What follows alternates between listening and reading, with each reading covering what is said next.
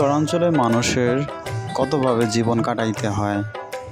কেউ জালে মাছ ধরে তার জীবন কাটে, কেউ নৌকা বেয়ে মানুষকে পারাপার করে তার জীবন কাটে।